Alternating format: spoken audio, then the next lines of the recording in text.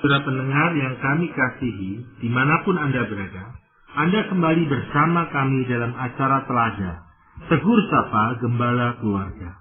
Acara ini diselenggarakan oleh Lembaga Bina Keluarga Kristen atau LBKK, bekerja sama dengan radio kesayangan Anda ini. Saya, Daniel Irot, akan berbincang-bincang dengan Bapak Penginjil Sidunata Kurniawan MK. Beliau adalah seorang pakar dalam bidang konseling keluarga. Perbincangan kami kali ini tentang cinta uang bagian kedua. Kami percaya acara ini pasti bermanfaat bagi kita sekalian. Dan dari studio kami mengucapkan selamat mengikuti. Pak Sindu, kita sudah membicarakan bagian pertama tentang cinta uang. Nah, pada bagian ini kita akan berbicara tentang apa itu solusinya. Karena kita sudah berbicara tentang apa tanda cinta uang, apa akibat dari cinta uang, dan kemudian berbicara tentang cinta kepada Tuhan dan akibat cinta kepada Tuhan. Yang kita mau bicara berikut ini adalah solusi. Bagaimana kita bisa mengaplikasikan kebenaran-kebenaran ini. Yang pertama, Pak Daniel, kita perlu mengakui kalau kita seandainya memang mengalami trauma kemiskinan dan disembuhkan. Termasuk disembuhkan dari keyakinan-keyakinan yang keliru tentang sukses, harta, dan rasa aman. Maksudnya bagaimana tentang keyakinan yang keliru tentang sukses, harta, dan rasa aman, Pak? Mungkin Pak Sindu bisa jelaskan lebih jelas lagi. Beberapa kita, kenapa terjerat pada cinta uang? Terjerat untuk menjadi hamba uang. Padahal kita tahu kebenaran. Firman Tuhan dengan tegas mengatakan cinta uang akar segala kejahatan. Oleh memburu uanglah orang mengalami berbagai duka cita yang tidak perlu. Tapi toh kita tetap cinta uang, tetap khawatir, tetap ingin nimbun, tetap rasanya susah deh untuk gampang memberi, enaknya aja memberi. Saya ini kerjanya luar biasa loh, begitu kerasnya. Nah, itu rata-rata di latar belakangi ada luka kemiskinan, trauma kemiskinan. Mungkin kita nggak mengalami, tapi itu orang tua kita misalnya mengalami. Mereka mengalami hidup miskin, dan kemudian orang tua kita biar hasil kaya raya, tapi trauma kemiskinannya itu masih ada pada orang tua kita. Sehingga kalaupun kita hadir dari keluarga yang kaya raya, tapi nilai-nilai kemiskinan itu tetap ada pada orang tua dan diwariskan ke kita. Kamu ya harus kerja keras. Sukses itu kalau banyak uang. Kamu ya harus simpan. Hemat sehemat-hematnya. Tabung sebanyak-banyaknya. Dunia ini penuh ketidakpastian. Siapa lagi yang bisa memastikan hidupmu kalau bukan dirimu sendiri? Ada keyakinan yang salah, melekat. Ditambah mungkin kita memang terbukti mengalami peristiwa-peristiwa di mana kita pas tidak punya uang, kemudian kita mau minta bantuan, malah dihina-hina. Tanpa sadar itu luka yang masih terpatri dalam hati kita. Kita semacam punya sumpah dalam hati, tidak pernah aku akan minta kepada siapapun. Aku akan bergantung pada diriku sendiri. Nah, inilah luka. Inilah keyakinan yang salah. Maka yang pertama, akui dan sembuhkan diri. Dengan jalan apa? Datang kepada Tuhan, mengakui luka, datang kepada konselor yang memahami tentang hal ini untuk menolong, mungkin membongkar luka-luka yang masih ada, sehingga hati kita bersih dan lapang untuk benih firman Tuhan yang kita sudah pahami akan bisa mengakar dan bertumbuh. Maka tunas cinta Tuhan akan lahir dari hati dan jiwa kita. Apa bisa dikatakan tanda kesembuhan dari trauma kemiskinan ini adalah perubahan pola pikir yang baru tentang masalah sukses, harta, dan rasa aman, begitu Pak? Ya, perubahan pola pikir dan pola rasa, pikiran kognitif dan perasaan afektif kita. Kita akan merasa nyaman. Sukses itu bukan kaya raya. Sukses itu adalah menggenapkan rencana Tuhan atas hidupku. Sukses itu adalah bagaimana hidupku memuliakan Allah dari apapun yang aku miliki. Rasa amanku bukan dari uang dan harta, tapi dari Bapa surgawi. Harta itu titipan. Aku manajernya Allah. Aku bukan pemilik dari harta itu. Kemudian solusi berikutnya untuk kita boleh tidak cinta uang, bagaimana Pak Timbul? Yang kedua, meditasikan senantiasa surga rumahku. Dan meditasikan pula jaminan pemeliharaan Bapa surgawi. Apa yang Pak Sindu maksudkan tentang jaminan pemeliharaan Bapa surgawi? Artinya bagaimana ya sebetulnya kita ini bisa memiliki keyakinan tentang jaminan pemeliharaan Bapa surgawi itu, Pak Sindu? Nah, inilah yang dikatakan meditasikan. Artinya tiap hari renungkan, resapi, rasakan, hayati, alami, praktekkan kebenaran firman Tuhan bahwa surga rumahku. Di dunia sifatnya sementara. Dunia ini adalah lost man. Surga adalah rumah. Dengan cara kita merenungkan, menghidupkan, membayangkan, merasakan, dan mempraktekkan kebenaran itu dari cara kita mengelola uang dan harta, termasuk menggunakan waktu, termasuk yang kita fokuskan dalam hidup ini. Jaminan pemeliharaan Bapa kita belajar, kita meditasikan dari diantaranya Matius pasal 6 ayat 19, jangan mengumpulkan harta di bumi, dan seterusnya. Tentang ayat 25, karena itu aku berkata kepadamu, janganlah khawatir akan hidupmu, apa yang hendak kamu makan, minum, dan apa yang akan kamu pakai dengan tubuhmu, dan seterusnya sampai kepada karena itu carilah dahulu kerajaan Allah dan kebenarannya, sebab itu janganlah kamu khawatir akan hari esok, dan seterusnya. Nah, inilah bagian firman Tuhan, dan ada bagian-bagian lain yang senada dengan itu kita hayati, kita meditasikan, kita renungkan berulang-ulang dari hari ke hari, minggu ke minggu, tentang bagaimana Bapa di surga memelihara burung pipit, bunga bakung yang begitu indah, tidak menanam, tidak memintal, tapi Bapa pelihara. Terlebih lagi aku manusia yang diciptakan menurut gambar Allah. Mari meditasikan. Ini langkah kedua, solusi untuk mengubah kita dari cinta uang menjadi cinta Tuhan. Dari hamba uang menjadi hamba Tuhan. Tentunya kebenaran ini sangat menolong ketika kita orang Kristen mengalami kekhawatiran tentang masa depan, masalah keuangan. Kebenaran akan pemeliharaan Bapa ini betul-betul sangat menolong ya dalam kita bisa mengatasi perasaan khawatir juga. Benar, Pak Daniel. Bagaimana dengan solusi yang berikutnya, Pak Sindu? Yang ketiga, mari terapkan gaya hidup perang. Apa maksudnya gaya hidup perang itu, Pak Sindu?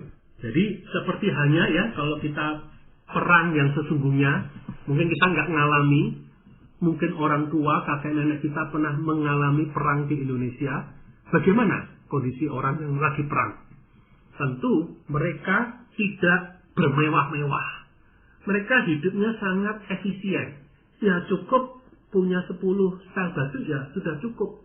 Ya, harta benda di rumah nggak perlu banyak-banyak. Apa yang disimpan yang memang dipakai, bukan ditimbun.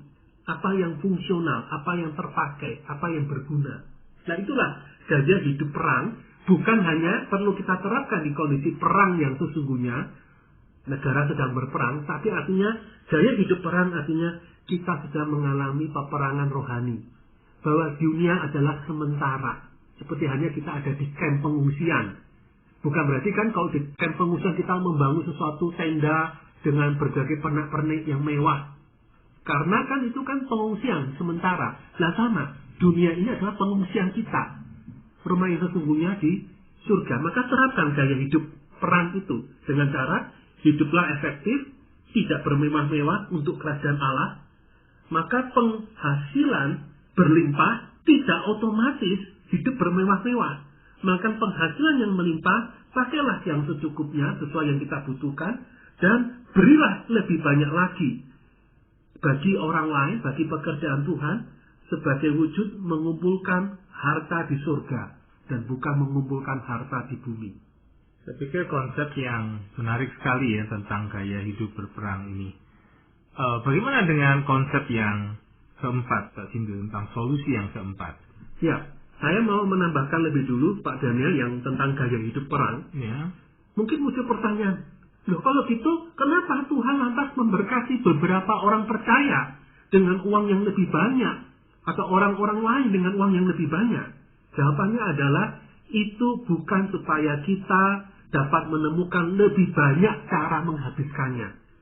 Harta dan uang yang lebih banyak yang Tuhan percayakan itu bukan juga berarti supaya kita bisa menuruti seluruh keinginan hati kita, seluruh impian kita di dunia, atau kemudian memanjakan anak-anak kita. Tapi justru dengan lebih banyak uang lagi berarti lebih besar lagi kepercayaan yang Tuhan berikan kepada kita, dan lebih banyak lagi tuntutan pertanggungjawaban yang Tuhan akan minta dari uang dan harta kita yang berlimpah ruah itu. Maka cara mengelola kelebihan uang dan harta itu, tanya sama Tuhan. Tuhan, mau uang ini aku gunakan untuk apa? Oh, untuk bangun sekolah ini. Untuk mengembangkan pekerjaan Tuhan ini. Untuk membangun sebuah proyek usaha bagi kampung yang miskin ini.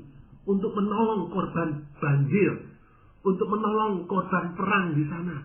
Untuk hal-hal ini, nah mari kita gunakan.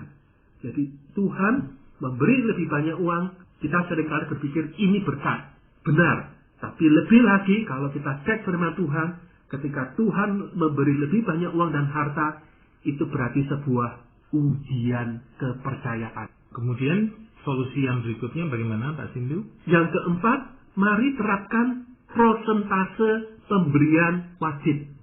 Mulalah dari 1/10. Dan sejalan dengan uang dan harta yang Tuhan percayakan lebih besar lagi, berilah persembahan wajib minimal yang lebih besar dari 1/10. Mungkin 2/10, 3/10, bahkan untuk beberapa orang sampai pada level 9/10 diberikan untuk Tuhan. Dia hidup hanya dengan 1/10-nya saja. Itulah tanda solusi untuk kita mengubah dari cinta uang menjadi cinta Tuhan. Ya, saya mendengar orang yang memberi lebih dari 1/10 seperti Colgate dan lain-lain, mereka betul-betul memakai keuntungan itu untuk memberkati pekerjaan Tuhan, begitu Pak? Ya, benar. Ini kisah William Colgate, mungkin kisah yang umum ya bagi kita. William Colgate yang saya baca kisahnya orang yang sangat miskin. Tapi dari kemiskinannya dia menjadi buruh pabrik, dia dengan setia menyisihkan uang memberi 1/10. Sampai singkat kata, dalam anugerah Tuhan, bosnya mempercayakan perusahaan itu kepada William Colgate dan bisa mencicil membeli dengan keuntungan perusahaan itu. Karena William Colgate orang yang takut akan Tuhan dan bisa dipercayai. Dan apa yang terjadi? Sejalan dengan keuntungan yang bertambah besar, uang yang bertambah banyak, William Colgate meningkatkan level persembahannya kepada Tuhan. Sampai akhirnya dia gantian yang hidup hanya dengan 1/10-nya. 9/10-nya untuk mendonasi seminari-seminari, lembaga-lembaga misi, pendidikan untuk orang miskin dan berbagai hal yang bernilai kekal.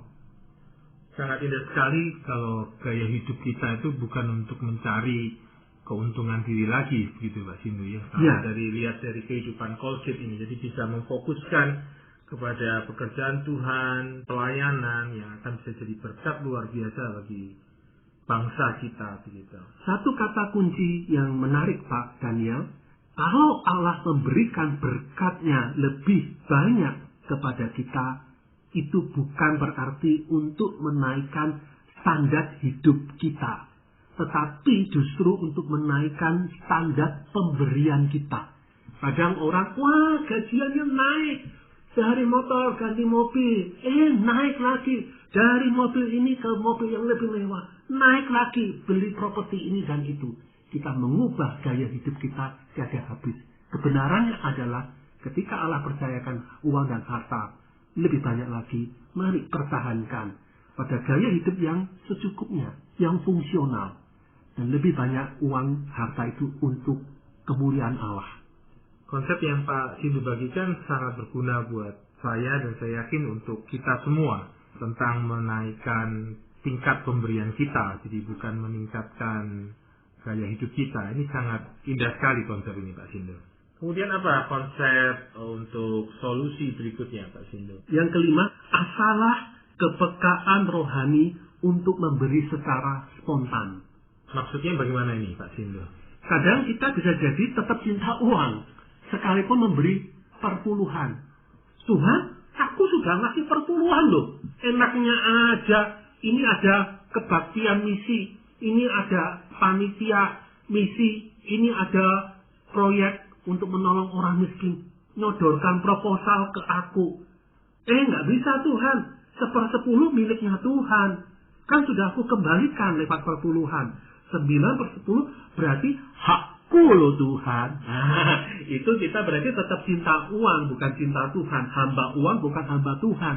Mari, sekalipun kita sudah punya pemberian wajib di poin yang keempat, dari 1/10, 2/10, sampai 3/10, dan seterusnya, tetaplah sisanya itu milik Tuhan. Dan terbukalah dengan dorongan hati yang Tuhan berikan. Kalau Tuhan menggerakkan kita, berikanlah kepada orang itu. Dukunglah pelayanan ini. Dukunglah proyek pemerintah ini. Karena ini memberkati banyak orang. Mari kita dukung. Ini kemanusiaan. Ini pekerjaan Tuhan. Baik dalam lingkup gereja lokal ataupun luar gereja lokal. Pekalah dengan dorongan yang Tuhan berikan. Itulah bagian kelima dari memindahkan dari cinta Tuhan, dari cinta uang menjadi cinta Tuhan. Asalah kepekaan rohani untuk memberi secara spontan. Saya pikir sangat menarik sekali, Pak Sindu. Kalau memang ada orang Kristen yang bisa dengan uangnya, lalu kemudian bisa melayani Tuhan, mendirikan radio Kristen, TV Kristen, lalu bisa memberitakan firman Tuhan, banyak orang diberkati, itu sangat luar biasa sekali. Kemudian apa yang Pak Sindu ingin komentari ini tentang poin yang berikutnya ini, Pak Sindu? Yang keenam, berilah dengan tanpa main kuasa, tanpa istilah bahasa Inggrisnya playing God. Jadi tanpa sadar, kadang kita orang-orang percaya mengatakan dan dengan dorongan memberi untuk Tuhan. Tapi kemudian kita bisa jadi tergoda untuk main kuasa. Mungkin gereja yang menerima uang kita yang banyak itu lembaga atau seseorang yang sudah menerima bantuan kita yang begitu banyak secara ukuran nominalnya, merasa berhutang budi. Nah, ini menggoda kita. Gereja, lakukan yang aku mau. Lembaga, ini loh, aku donatur paling besar loh ya. Aku menghendaki ini. Penuhi. Kalau kamu nggak penuhi keinginanku, stop persembahannya. Stop perpuluhannya. Stop dukungan finansialnya. Kita berdosa. Itu berarti kita bukan cinta Tuhan, tapi cinta uang. Kita bukan hamba Tuhan, tapi hamba uang. Karena kita mengkudeta Tuhan dengan uang kita. Karena uang mengandung unsur kuasa. Hati-hati. Maka untuk itu, jauh lebih baik kalau kita memang tergoda untuk playing God, untuk main kuasa seperti Tuhan, lebih baik memberilah secara anonim. Tidak usah minta namanya dibuat ditulis besar-besar di warta gereja.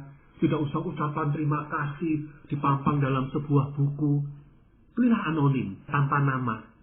Tidak minta dipublikasikan kalau perlu. Ya, kalaupun diketahui untuk administrasi, tapi tolong tidak dipublikasikan. Itu menolong supaya kita tidak tergoda playing God atau main kuasa itu tadi. Kemudian apa prinsip atau solusi yang berikutnya, Pak Sindu? Yang ketujuh, hargai secara tidak bersyarat, baik diri kita sendiri maupun orang lain.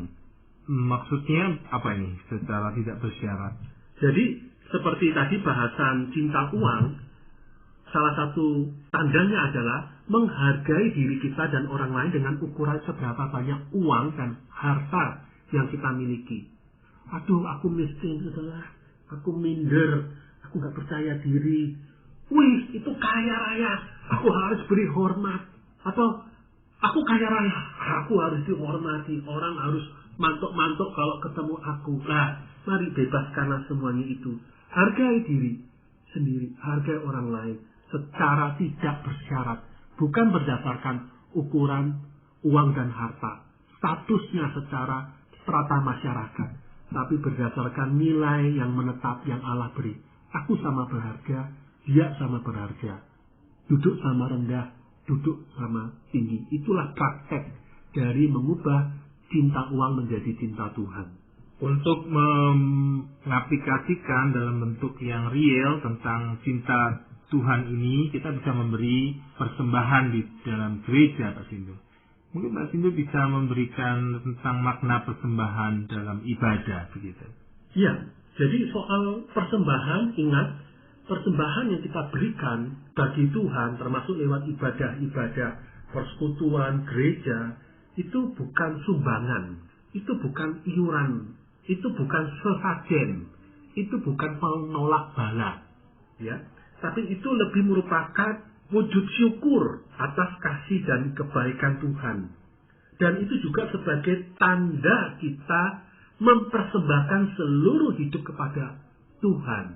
Secara praktis bagaimana kita dapat memberi persembahan di dalam gereja atau waktu beribadah, begitu Pak Sindu? Jadi dengan persembahan yang kita berikan, jangan berpikir, aku sudahlah kasih persembahan loh Tuhan, kamu harus gantian yang memberkati aku. Aku berarti harus dilindungi Tuhan dari segala sakit penyakit. Dan aku sudah kasih persembahan loh Tuhan, berarti urusan kewajibanku sudah selesai, sekarang kewajibanmu untuk memberkati aku. Itu semua keliru. Jadi bukan berarti kalau kita memberi persembahan di gereja, bagi pekerjaan Tuhan juga di luar gereja, berarti kita berhak menuntut Tuhan. Itu keliru, ya. Jadi bahwa uang harta itu milik Tuhan.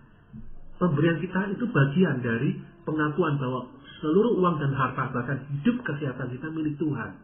Dan kita nggak boleh mengontrol Tuhan dengan semuanya itu.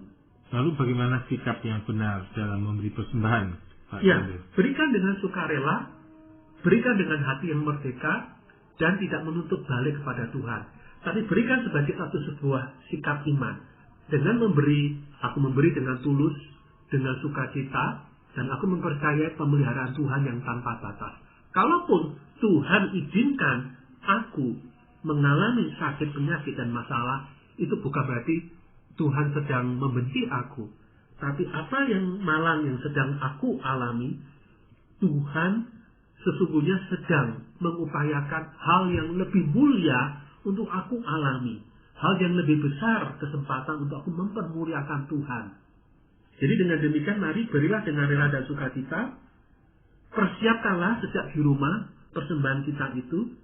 Dan satu hal yang penting, mari majelis gereja, penatua gereja, pengurus di gereja, baik di level umum, di level komisi-komisi kategorial, komisi remaja, pemuda, anak, mari mengelolanya dengan penuh hikmat dan penuh iman. Jadi bukan mengelolanya seperti kayak uang dagang gitu ya.